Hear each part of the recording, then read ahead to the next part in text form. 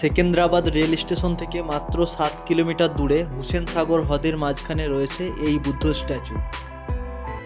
সপ্তাহে 7 দিনই সকাল 9টা থেকে রাত 9টা পর্যন্ত খোলা থাকে। এখানকার টিকিট মূল্য হচ্ছে বড়দের জন্য 55 টাকা এবং ছোটদের জন্য 35 টাকা, ইনক্লুডিং বোট। মানে আপনাকে বোটে করে হুসেন সাগর দিয়ে স্ট্যাচু পর্যন্ত নিয়ে যাবে, যার জন্য আপনাকে টিকিট বড়দের জন্য 55 টাকা এবং ছোটদের জন্য 35 টাকা দিতে হবে। এই মূর্তিটি 58 ফুট বা 18 মিটার লম্বা এবং এর ওজন হচ্ছে 350 টন এবং এটি বিশ্বের সবথেকে বড় একশিলা বুদ্ধ মূর্তি। 1992 সালে 1 ডিসেম্বর এটি এখানে সফলভাবে স্থাপন করা হয়।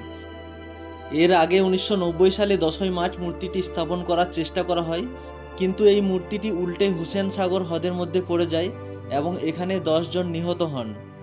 প্রত্যেক দিন সন্ধ্যার পর এখানে লাইটিং শো হয়, আর এর টাইমিং হচ্ছে সোমবার থেকে শুক্রবার পর্যন্ত সন্ধ্যা 7:15-তে এবং উইকেন্ডে মানে শনি আর রবিবার রাত 8:30টার সময় এখানে লাইটিং শো হয়। আপনারা যদি লাইটিং শো দেখতে চান তাহলে এর পরের ডেস্টিনেশন এনটিআর গার্ডেনটা আগে ঘুরে নেবেন। এমনিই আপনাদের সব জায়গায় ঘুরে আসতে আসতে এখানে বিকাল হয়ে যাবে, তবে এনটিআর গার্ডেনটা আপনারা আগে দেখে নেবেন। 1 কিলোমিটার দূরে রয়েছে পায়ে হাঁটা। তারপর আপনারা এখানে লাইটিং শো দেখে রুমে ফিরে যাবেন।